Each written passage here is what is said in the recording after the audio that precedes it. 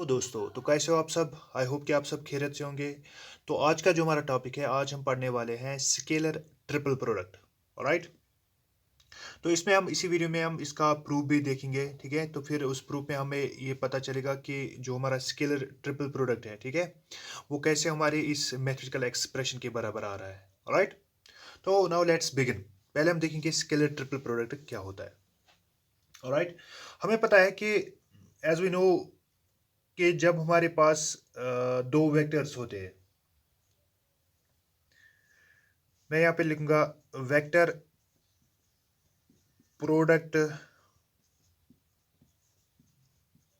Of two vectors is a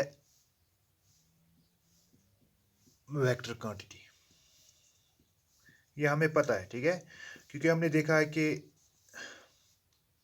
vector product में हमने देखा था कि जो हमारे पास vector product of two vectors होते हैं वो क्या बनता है हमारे पास, वो आती है हमारे पास एक वेक्टर क्वांटिटी।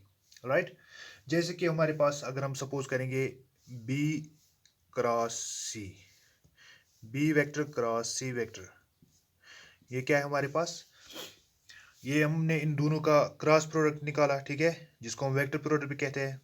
तो वो किसके बराबर होता है, वो उसकी जो फिर साइन आती है वो भी एक वेक्टर क्वांटिटी बनती है। राइट। अब हम क्या करेंगे कि अगर हम इसी क्वांटिटी को एक स्केलर से मल्टीप्लाई करेंगे, ठीक है, if this is multiplied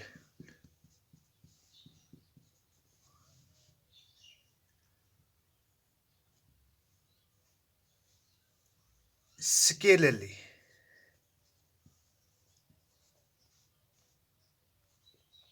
with a third vector,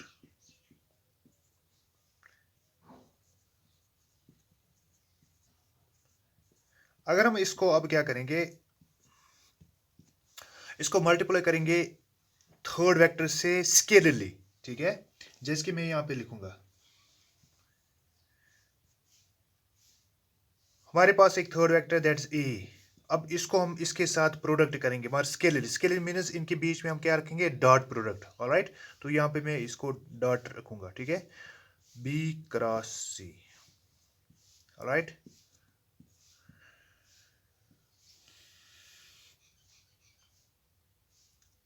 तो उसी को हम उस वक्त फिर कहेंगे कि हमारे पास क्या है, vector sorry scalar triple product, scalar triple product. Alright. अब हमने क्या सीखा अब तक कि अगर हमारे पास क्या है, हमारे पास ऑलरेडी एक वेक्टर प्रोडक्ट है, ठीक है, दो वेक्टर क्वांटिटीज का। तो अगर हम उन वेक्टर क्वांटिटीज को और एक वेक्टर से मल्टीप्लाई करेंगे स्केलरली, ठीक है, तो वहां पे जो हमारा नया प्रोडक्ट आता है उसको हम क्या कहेंगे, स्केलर ट्रिपल प्रोडक्ट। ऑलराइट। और एक चीज आपको याद रखना है, दैट इज जो हमारे पास ये स्केलर ट्रिपल प्रोडक्ट होता है, स्केलर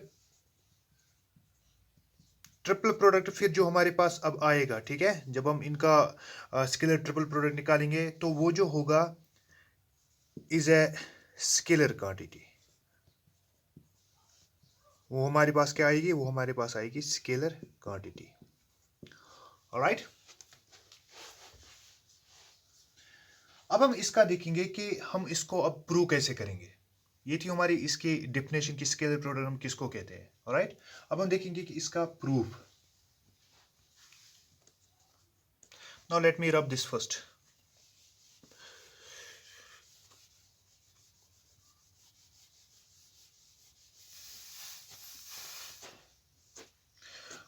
हमें पता है कि जो हमारे पास एक पैरेललोपाइपड होता है, पैरेललोपाइपड हम किसको कहते हैं, मैं यहाँ पे आपको बताता हूँ।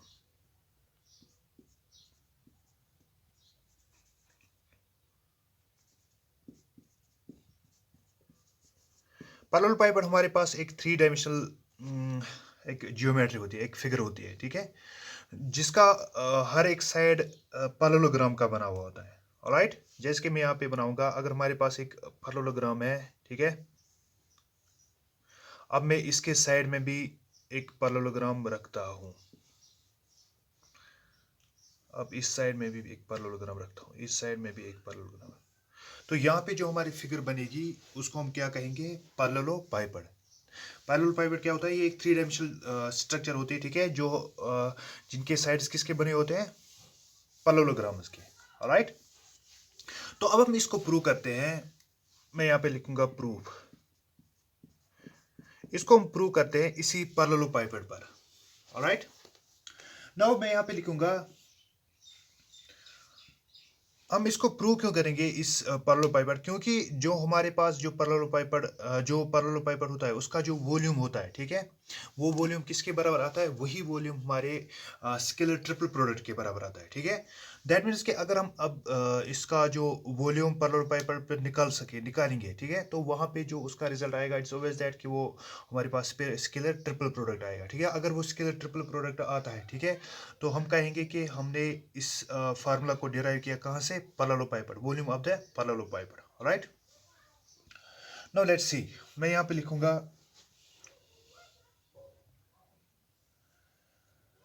हम यहाँ पे एक कंसिडर करते हैं, मैंने यहाँ पे एक फिगर आप देख सकते हो। सपोज करो कि हमारे पास ये हमारे पास एक पैरेललोपाइपड है, ठीक है, और जो हमारे पास ओह टी है, जो इस पैरेललोपाइपड का जो ये साइड है, ओह टी। ऑलराइट, ये हमने किसके बराबर रखा है, ए के बराबर रखा है। ये इसका एक साइड है, ठीक है, क्योंकि हमें पता है कि जो पैरेललोपाइपड हमारे पास है, ठीक है, ये 3 डायमेंशनल का होता है। और अब आप यहाँ पे देखिए, जो हमारे पास ओह पी है यहां से यहां तक, वो किसके बराबर है, वो बी के बराबर। That is O P is equal to B. Right, तो यहां पे मैं लिखूंगा here O T is equal to vector A,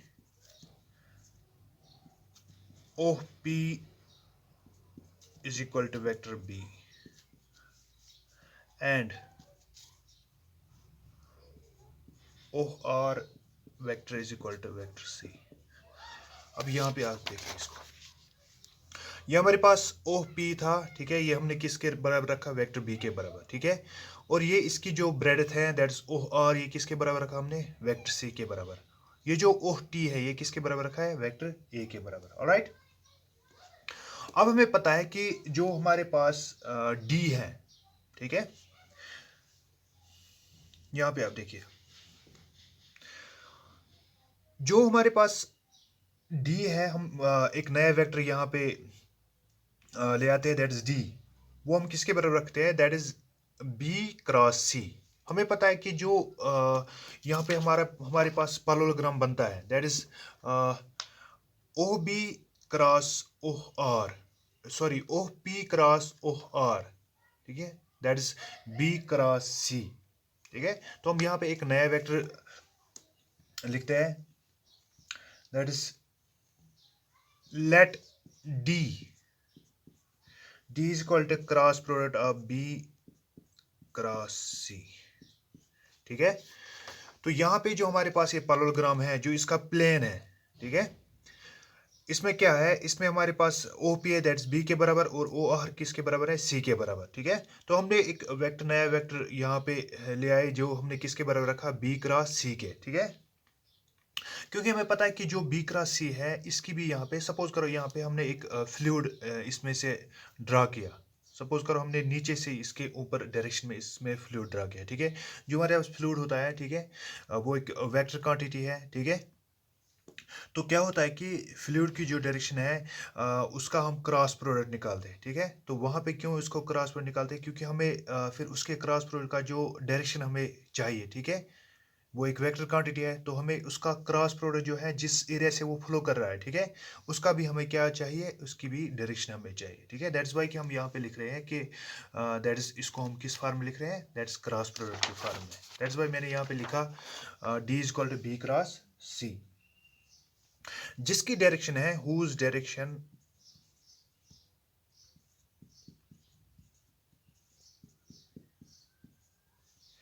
is along ON, that is perpendicular to the plane. ठीक है। अब जो मैंने यहाँ पे ये किया, ये नया वेक्टर डिफाइन, जो किसके बराबर है, B क्रॉस C, ठीक है, that means area of the plane, ठीक है। पर यहाँ पे अब आप कहोगे कि सर अगर एरिया ऑफ द प्लेन है तो फिर हमने इसके बीच में क्रॉस प्रोडक्ट क्यों निकाला। भाई हम तो वेक्टर्स की बात कर रहे हैं, ठीक है, और उन वेक्टर्स की बात कर रहे हैं जिनकी क्रॉस प्रोडक्ट, जिनकी हमें डायरेक्शन चाहिए, ठीक है। दैट मीन्स अगर हमें उनका एरिया निकालना भी है, ठीक है, उनका एरिया हमें चाहिए भी, पर उसके साथ हमें उनकी डायरेक्शन भी साथ साथ चाहिए, ठीक है। हमारे पास होते हैं ऐसे क्वांटिटीज, दैट्स वाई कि हमने यहाँ पे B क्रॉस C ही लिखा, वरना हम B डॉट C भी लिख सकते थे, ठीक है। पर यहाँ पे हमें क्या है, ये एक वेक्टर क्वांटिटी है, इसकी हमें डायरेक्शन आगे भी चाहिए, ठीक है, राइट। तो यहाँ पे मैंने लिखा whose direction is along on perpendicular the plane. अब जो इसकी डायरेक्शन है, ठीक है, जिस एरिया में ये फ्लो कर रहा है, जो हमने B क्रॉस C, जहाँ से एरिया हमने जो फ्लूइड इसमें फ्लो किया, ठीक है, इस एरिया क्रॉस सेक्शन में, ठीक है, जो एरिया है इसका B क्रॉस C। अब किस डायरेक्शन में हमने इसको फ्लूइड को फ्लो किया, अपवर्ड डायरेक्शन में, ठीक है, perpendicular, clear, that is along ON, right. अब यहां पे आप देखिए,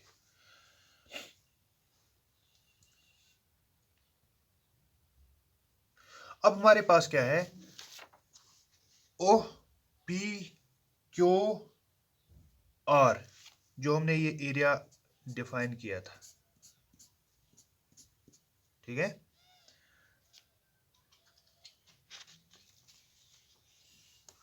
अब यहां पे लिखेंगे OPQR इज ए पैरेललोग्राम। यहाँ पे मैं ऐसे ही लिखूंगा, पैरेललोग्राम बनाऊंगा इसकी फिगर, ठीक है। whose adjacent sides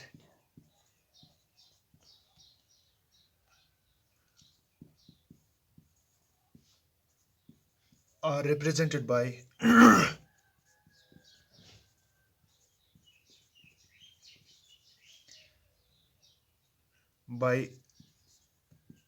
B and C, ठीक है। यही जो हमने इससे पहले बात की थी इसके बारे में, ठीक है। अब यही मैंने यहाँ पे लिखा कि जो हमारे पास ये पैरेललोग्राम है, ठीक है, हमें पता है कि जो पैरेलल फाइबर है इसका जो हर कोई साइड ये पैरेललोग्राम का बना हुआ होता है, ठीक है। दैट मीन्स हमें पता है कि पैरेललोग्राम किसको कहते हैं, पैरेललोग्राम हम एक क्वाड्रेटरल होता है, ठीक है, जिसकी एंगल 90 डिग्री नहीं होती है, ठीक है। अगर इसकी 90 डिग्री होती है तो यहाँ ये स्क्वायर बन जाता है, ठीक है, यहाँ ये फिर रेक्टेंगल बन जाए, बस इसके बीच में ये जो होती है ये 90 डिग्री एंगल नहीं होती है, ठीक है। तो हमने यहाँ पे इसी को कहा कि जो हमारे पास B एंड C है, ठीक है, ये एक पैरेललोग्राम बन रहा है, ठीक है, जो इसके बेस में प्लेन है, ठीक है, शाबाश, ऑलराइट। तो हम यहाँ पे लिख सकते हैं, हमने जो ऊपर लिखा, तो हम यहाँ पे अगेन इसको लिख सकते हैं, दैट इज जो अब D है, हमने जो नया वेक्टर यहाँ पे ले आए थे, ठीक है, वो किसके बराबर, B क्रॉस C, ऑलराइट। आई होप कि यहाँ तक ठीक है। अब जो ये B क्रॉस C है, ये किसके बराबर है, is equal to the area of parallelogram, area of parallelogram, OPQR। अब यही वापस हम कह रहे हैं कि ठीक है, जो हमारे पास D, अब जो हमने नया वेक्टर लिया है दैट्स B क्रॉस C, ये किसके बराबर है, ये एरिया ऑफ द पैरेललोग्राम है, ठीक है, जो इसके बेस में एक पैरेललोग्राम है उसके एरिया के बराबर है, ठीक है, शाबाश। बट हमें क्या करना है, हमें इसका वॉल्यूम ढूंढना है, ठीक है। जब हम वॉल्यूम ढूंढेंगे तो हमें फिर पता चलेगा, हम वो निकाल सकते हैं उसका जो स्केलर ट्रिपल प्रोडक्ट, ठीक है। अब तक हमने क्या निकाला, अब तक हमने एक पैरेललोग्राम का क्या निकाला, दैट इज एरिया, ठीक है। तो यहाँ पे मैं लिखूंगा वॉल्यूम ऑफ पैरेललोग्राम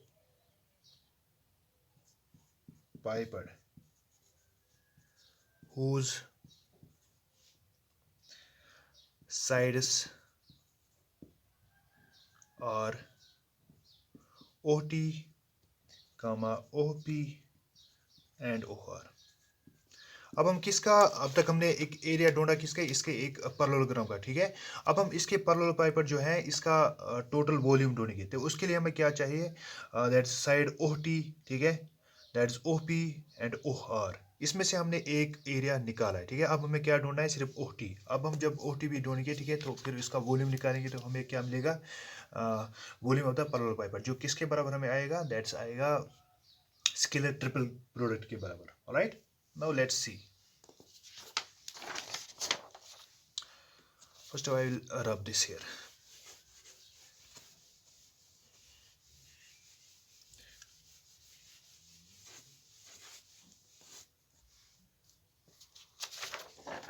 तो यहां पे मैं लिखूंगा volume of the parallelogram.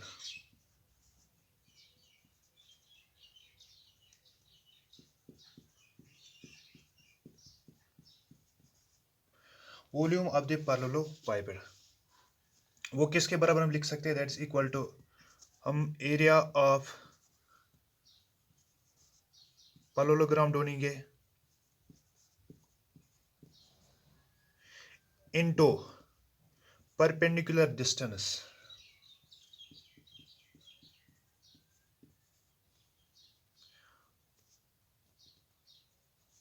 Of the plane OPQR, ठीक है। अब यहाँ पे देखिए, अब हमें इस टोटल जो हमारे पास ये पैरेललोग्राम है इसका हमें वॉल्यूम ढूंढना है, ठीक है। तो हमें क्या करना है, हम यहाँ पे लिखेंगे कि एरिया ऑफ द पैरेललोग्राम, जो इसका एक सरफेस एरिया जो हमारी इसकी बेस है, ठीक है। अब हम उसका एरिया ढूंढेंगे, ठीक है, और इसका जो है perpendicular distance from the plane, ठीक है। अब जब हम ये चीज़ें हमें पता चलेगा तो इसका हमें वॉल्यूम इसका निकाल सकते हैं, ठीक है, that's area of the parallelogram, ठीक है, तो इसका और परपेंडिकुलर डिस्टेंस। तो दैट्स वाई मैंने यहाँ पे वही लिखा। तो हमें पता है कि अब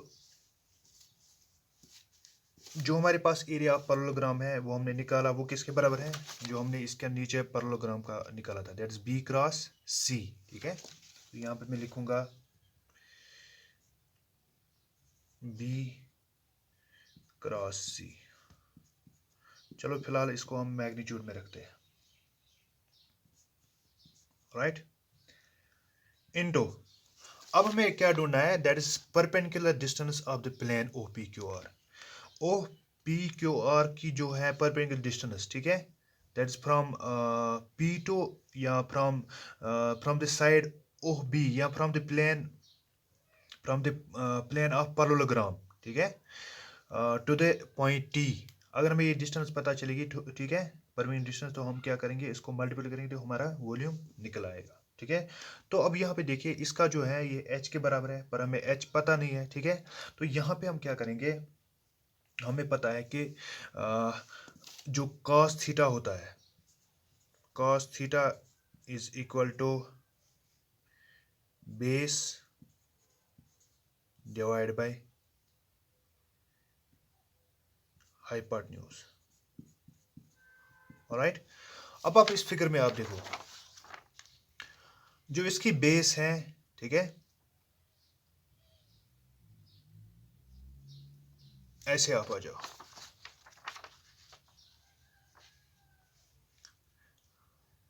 यहाँ पे हमने इसको एंगल ड्रा किया, ठीक है। तो हम यहाँ पे क्या करेंगे,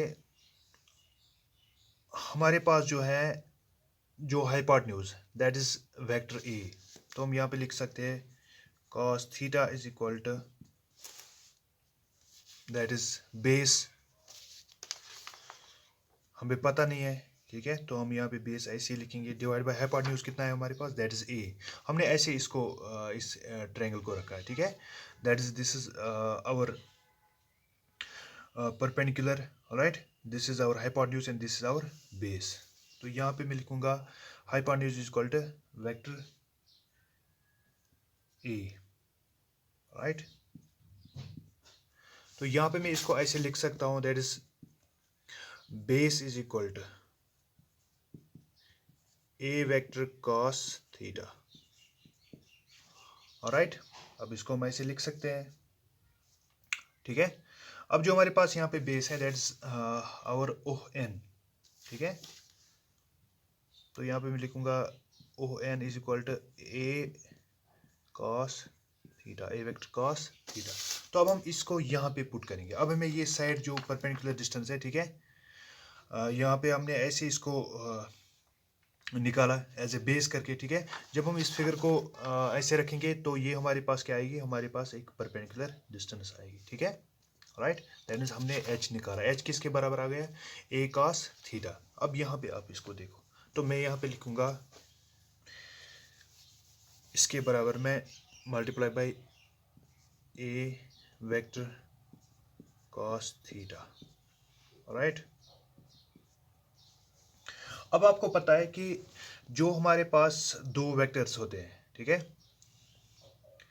जैसे कि ए डॉट बी, अगर इनका डॉट प्रोडक्ट हो, ठीक है, तो वो हम किसके बराबर लिखते हैं, सॉरी यहाँ पे ये आप ऐसा मत मानो कि ये यहाँ पे क्रॉस प्रोडक्ट, यहाँ पे डॉट प्रोडक्ट है, पर मैंने यहाँ पे मल्टीप्लाई में लिखा था, ठीक है। तो यहाँ पे डॉट प्रोडक्ट, अगर हमारे पास दो वेक्टर्स है डॉट प्रोडक्ट में, ठीक है, तो हम इसको हम लिख सकते हैं that's A B cos theta, ठीक है, ए बी कॉस थीटा। अब अगर ऑलरेडी हमारे पास ए बी कॉस थीटा है तो इसको हम वापस इस फॉर्म में लिख सकते हैं, ठीक है। तो दैट्स वाई कि यहाँ पे आप मानो इस एक्सप्रेशन में ये हमारे पास एक ए है, ठीक है, इसको आप मानो सपोज बी, ठीक है, इनके बीच में क्या है, डॉट प्रोडक्ट। ऑलराइट, तो हम इसको ऐसे लिख सकते हैं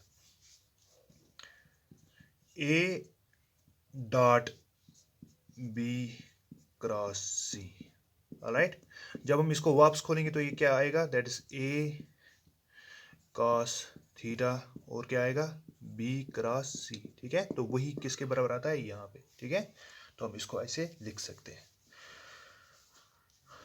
तो हमने देखा कि जो हमारे पास एक्सप्रेशन है ये किसके बराबर है, यही तो हमारे पास क्या थी, that is scalar triple product. अब हमने इसको प्रूव किया कि जो स्केलर प्रोडक्ट होता है, हमने कहाँ से इसको प्रूव किया, दैट इज पैरेललोपाइपेड से। That means the volume of a parallelepiped is equal to that is scalar triple product of a vector. Alright, this was today's lecture. I hope कि आपको समझ आ चुका होगा। Right, thank you so much.